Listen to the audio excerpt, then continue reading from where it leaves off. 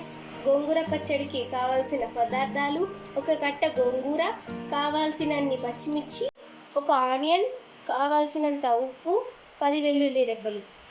ఒక ప్యాన్ పెట్టుకొని దాంట్లో ఆయిల్ వేసుకోవాలి.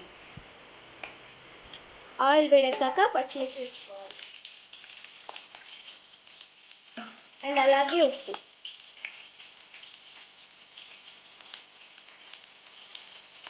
వేసి కలుపుకోవాలి.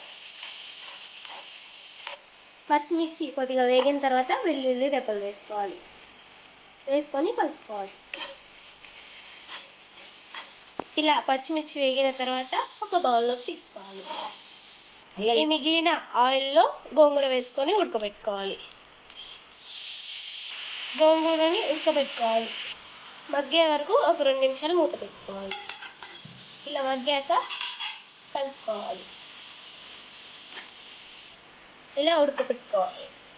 గోంగూర ఉడికిన తర్వాత గోంగూర పచ్చిమిర్చి మిక్సీ పట్టుకోవాలి.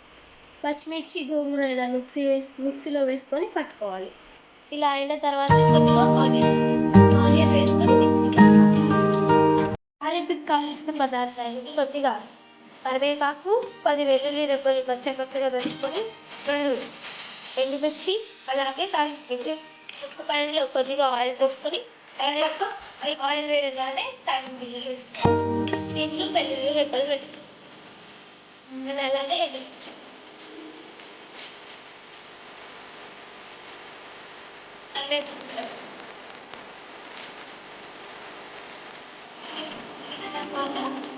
కొద్దిగా పసుపు వేసి కొద్దిగా పసుపు వేసుకొని కలుపుకోవాలి. గ్యాస్ ఆఫ్ చేసి ఈ తాలింపు ఇలా వేసుకొని కలుపుకోవాలి. అంతే ఫ్రెండ్స్, టేస్టీ గోంగూర పచ్చడి రెడీ అయిపోయింది. మా వీడియో మీకు నచ్చినట్లయితే లైక్ చేయండి, షేర్ చేయండి, కామెంట్ చేయండి, సబ్స్క్రైబ్ చేసుకోండి.